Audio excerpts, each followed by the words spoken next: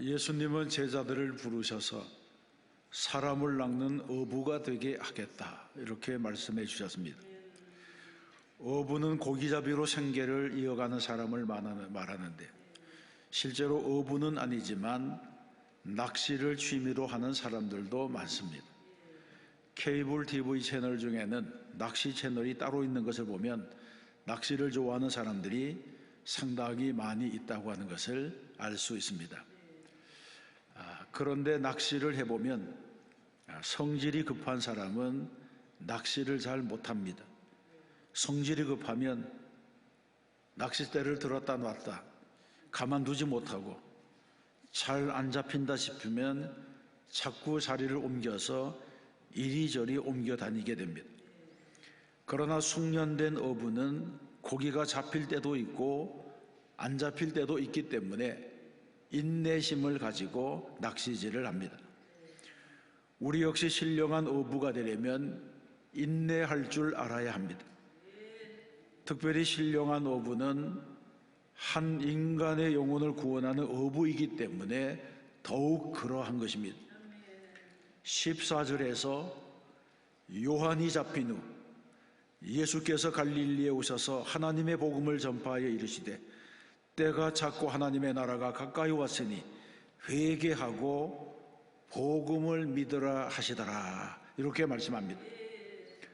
공생애를 시작하신 예수님께서 첫 번째 전하신 복음은 때가 찼고 하나님의 나라가 가까이 왔으니 회개하고 복음을 믿으라고 하는 말씀입니다. 여기에서 때가 찼다고 하는 것은 구약에서 예언하신 메시아의 때가 이루어졌다고 하는 말씀이고, 하나님의 나라가 가까웠다고 하는 것은 메시아의 왕국이 도래하고 있다고 하는 말씀입니다. 그래서 예수님께서는 백성들에게 하나님의 나라를 맞이할 준비를 하라, 이런 뜻에서 회개하고 복음을 믿으라, 이렇게 말씀하신 것입니다. 우리도 신앙인이 되려면 두 가지를 갖추어야 합니다. 회개와 믿음입니다. 회개는 하나님의 백성이 되기 위한 준비로 자신의 죄를 뉘우치고 돌이키는 일입니다. 믿음은 하나님을 온전히 신뢰하고 하나님의 손에 모든 것을 맡기는 것입니다. 이것이 바로 예수님께서 제자들에게 첫 번째 요구하신 것입니다. 회개하여 죄사함을 받고 믿음으로 구원을 받는 것, 이것이 바로 복음의 핵심이라고 하는 것입니다. 예수님은 이 설교를 하신 이후에 제자들을 부르셨습니다. 그때 불러주신 제자는 베드로와 안드레, 야고보와 요한입니다. 16절에서 말씀합니다. 갈릴리 해변으로 지나가시다가 시몬과 그 형제 안드레가 바다에 그물 던지는 것을 보시니 그들은 어부라. 예수께서 이르시되 나를 따라오라. 내가 너희로 사람을 낚는 어부가 되게 하리라. 아멘. 이때 예수님께서 불러주신 이 네 명은 예수님의 사랑하는 제자들이 되었습니다. 그런데 예수님은 이들을 부르시면서 나를 따라오라. 내가 너희로 훌륭한 신앙인이 되게 하리라. 내가 너희로 신령한 사람이 되게 하리라. 내가 너희로 더 좋은 사람이 되게 하리라, 이런 말씀을 하지 않았습니다. 다만 예수님께서는 이를 부르면서 나를 따라오라. 내가 너희로 사람을 낚는 어부가 되게 하리라, 이렇게 말씀했습니다. 그들은 이미 어부였지만 이제부터는 다른 종류의 어부가 되게 하시겠다는 말씀입니다. 고기만을 낚는 어부가 아니라 사람을 낚는 어부입니다. 사실 이때까지만 해도 그들은 사람을 낚는 어부가 무엇인지 알지 못했고 그런 일에는 관심도 없었습니다. 그런데 놀라운 것은 18절입니다. 곧 그물을 버려두고 따르니라고 하는 말씀입니다. 예수님이 그들을 부르셨을 때 그들은 아무런 망설임이 없이 주님을 따라 나섰다는 것입니다. 예수님은 조금 더 가시다가 세베대의 아들 야고보와 요한을 만났습니다. 그들은 배에서 그물을 깁고 있었습니다. 이들도 예수님께서 부르시자 그 아버지 세베대를 품꾼들과 함께 배에 버려두고 예수를 따라 가니라고 했습니다.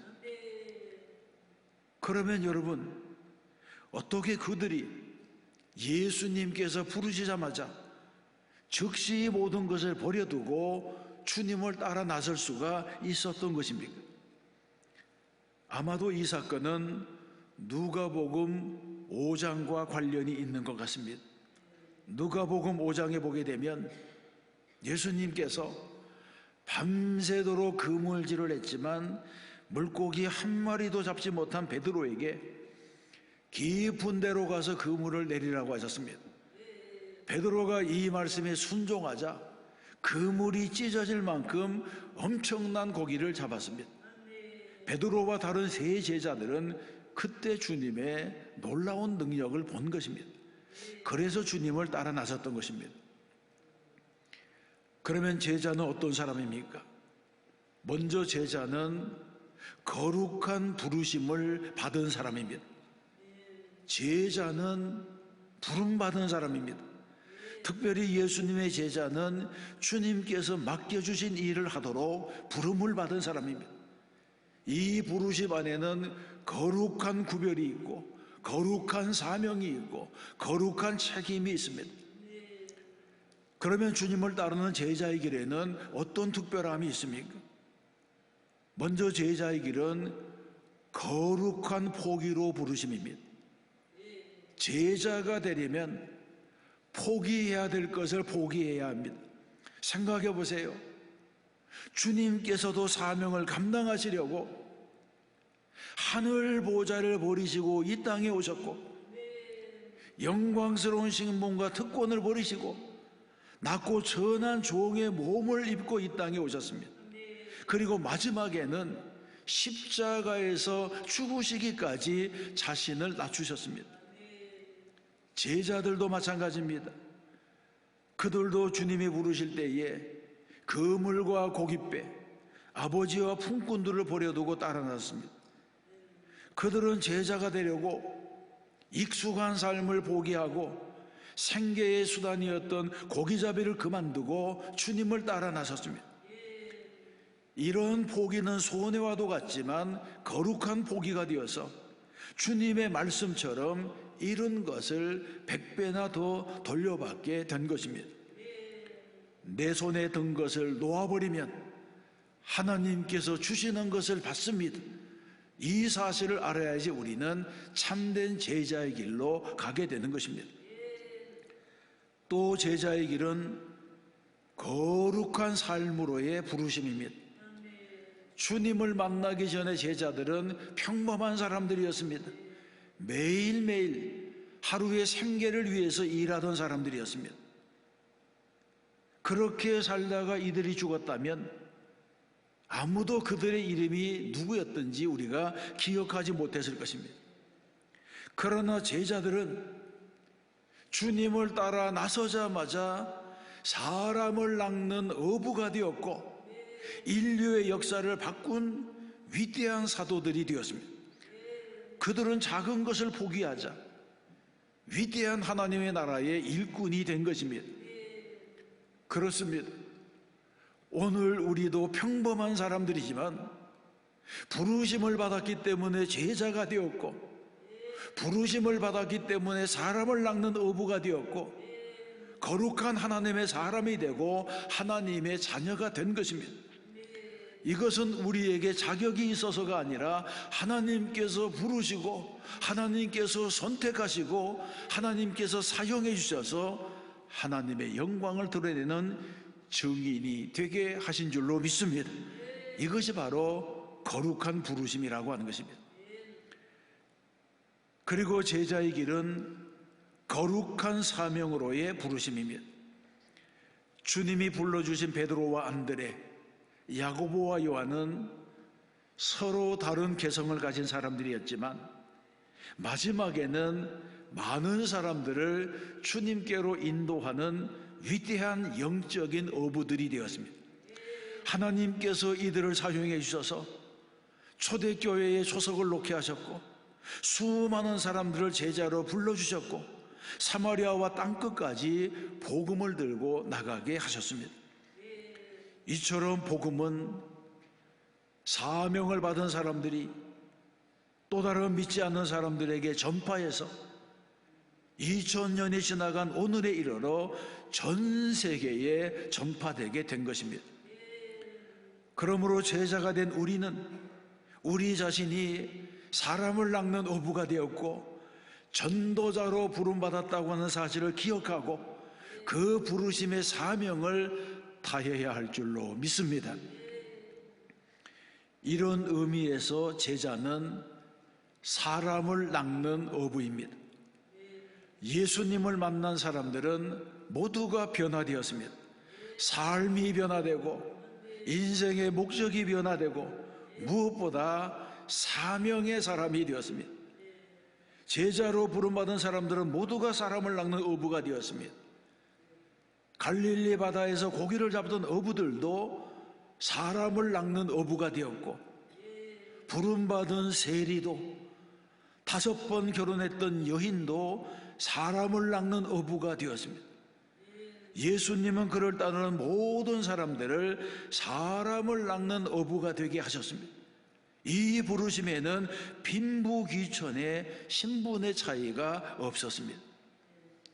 거라사 지방에서 귀신에 들렸던 사람도 깨끗함을 받자마자 자기 마을로 돌아가서 예수님이 하신 일을 전파하는 전도자가 되었습니다. 그러므로 예수님을 따른다고 하는 것은 곧 사람을 낚는 어부가 된다는 것과 전도자가 된다는 것과 같은 말이 됩니다. 사실 예수님의 제자들 중에는 부족한 사람들이 많았습니다. 그들은 어떻게 제자로 살아야 할지 몰라서 허둥대기도 했고 어떤 때에는 예수님께서 소중히 여기는 어린아이들을 쫓아버려서 꾸중을 듣기도 했습니다. 어떤 때에는 서로 자기가 더 큰 인물이라고 다투었습니다. 또 어떤 때는 귀신 들린 아이를 데리고 왔는데 고치지도 못해서 쩔쩔매기도 했습니다. 그래서 예수님께 왜 우리는 귀신을 쫓아내지 못하나요? 이런 질문을 하기도 했습니다. 이처럼 제자들은 부족한 것도 많았고 문제도 많았습니다. 그러나 그럼에도 불구하고 마지막에는 모두가 사람을 낚는 어부가 되었습니다. 그들은 그냥 예수님을 따르는 사람이 아니라 사람을 낚는 어부가 되고 전도자가 되었습니다. 우리도 마찬가지입니다.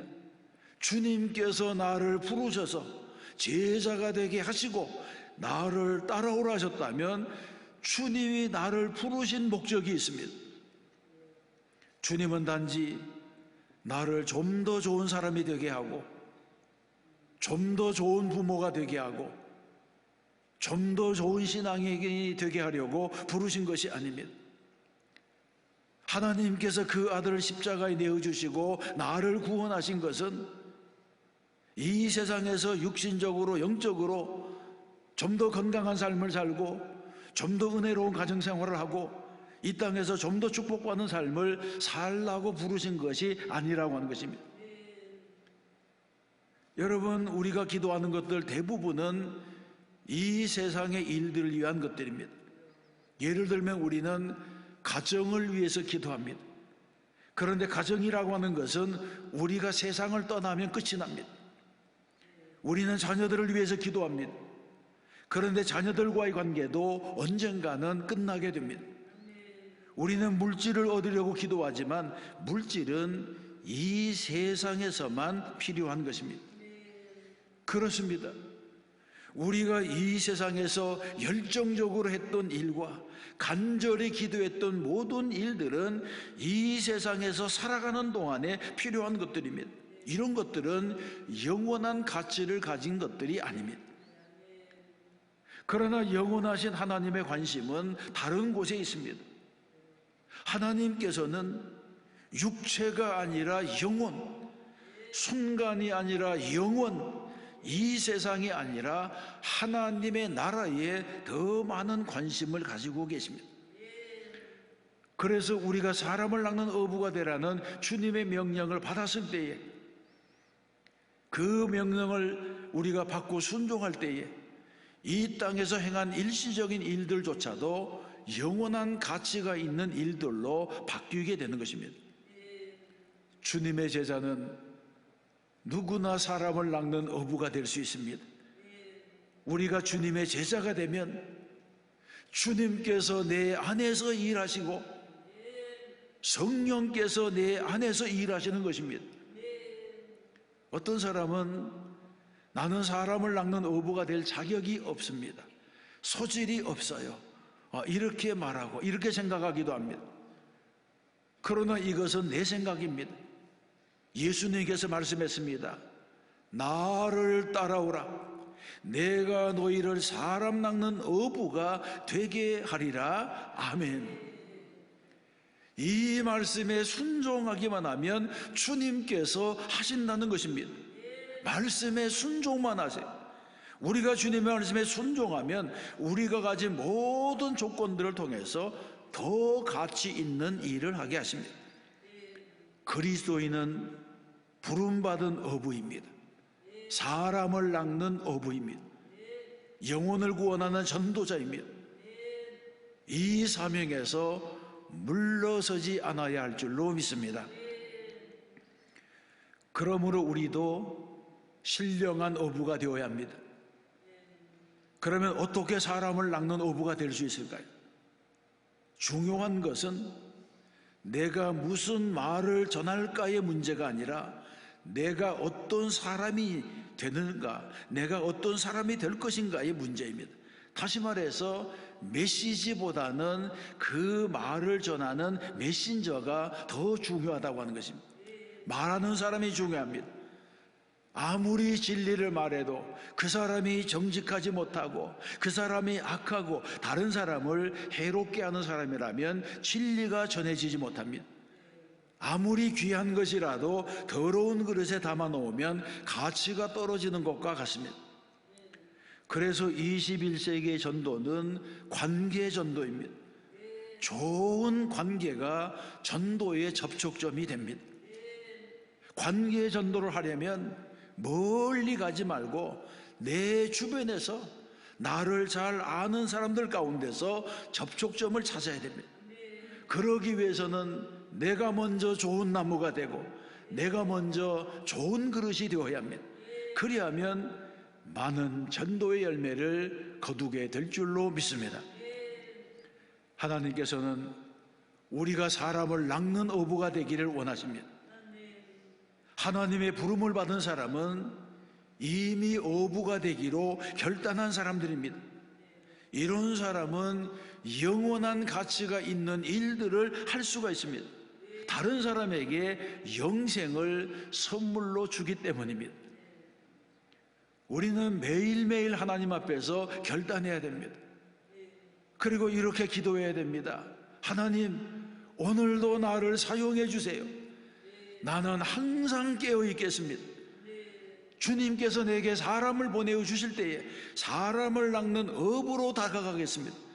하나님, 나를 사용해 주셔서 오늘도 다른 사람의 삶을 영원히 바꾸는 어부가 되게 해 주세요. 이런 기도를 우리가 하나님께 드려야 됩니다.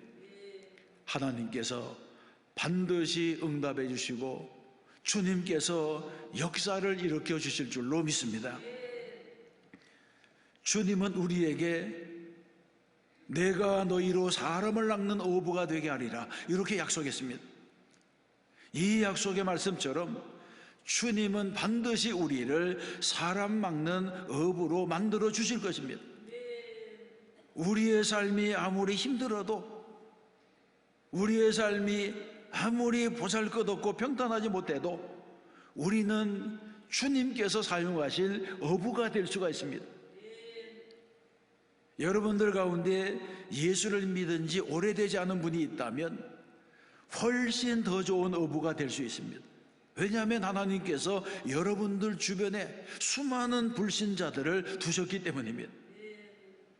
주님은 지금 나를 어부가 될 수 있는 가장 좋은 위치에 놓으셨습니다.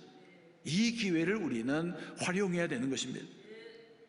사랑하는 성도 여러분, 나도 한때는 주님을 모르던 사람이었습니다. 나를 주님께로 인도해 준 그 전도자가 없었다면 나는 아직도 잃어버려진 영혼으로 방황하고 있었을 것입니다. 그렇습니다. 오늘 내가 하나님의 자녀가 된 것은 누군가가 신령한 어부가 되어서 나를 주님께로 이끌어 주었기 때문입니다. 그런데 만일 내가 신령한 어부가 되기를 거부한다면 은혜를 저버리는 자가 되고 영원한 가치를 놓치는 자가 될 것입니다. 그러나 우리가 신령한 어부가 된다면 누군가가 나를 통해서 구원을 받고 누군가가 나를 통해서 영생을 얻고 나에게 감사하게 될 것입니다. 뿐만 아니라 그들의 자녀들까지라도 영원한 천국에서 영원토록 감사하게 될 것입니다. 우리의 신앙 인생은 너무나 짧습니다. 태어나서 죽을 때까지의 인생도 짧은데 중도에 믿는 분들의 신앙 인생은 얼마나 짧겠습니까? 더 말할 나이가 없습니다. 또 지금까지 신앙생활을 하면서 전도도 제대로 해보지 못하고 세월을 보낸 분들의 남은 세월은 너무 짧습니다. 그러나 하나님께서는 이 짧은 인생의 모든 경험을 사용해서 영원한 가치가 있는 일을 하라고 하십니다. 그래서 우리는 주님을 따르는 신령한 어부가 되어야 하는 것입니다. 이제 주님께서 여러분을 신령한 어부로 만들어주시고 여러분들의 삶을 받아주실 줄로 믿습니다. 그때 우리는 우리의 삶을 주님께 내어드려야 됩니다. 우리 모두는 신령한 어부가 되어서 불신자를 예비신자로, 예비신자를 VIP로, VIP를 등록신자로 만들어야 됩니다. 이 일을 위해서 함께 기도하고 헌신하는 성도가 되시기를 바랍니다. 하나님께서 나를 사람을 낚는 어부로 부르실 때에 아멘으로 응답하고 영원히 가치 있는 일에 헌신하고 영원한 날에 받을 상급을 준비하는 성도가 되어야 할 줄로 믿습니다. 이제 우리 교회는 오늘부터 29번째 새생명 축제를 선포하고 6월 16일 초청주일까지 관계 전도로 최선을 다해서 전도하려고 합니다. 전도하는 성도들에게 하나님께서 지혜 주시고 능력을 주시고 아름다운 열매를 맺게 하여 주실 줄로 믿습니다. 또 한 주간 믿음으로 살고 말씀대로 살아 승리하는 성도가 되시기를 주님의 이름으로 축원합니다.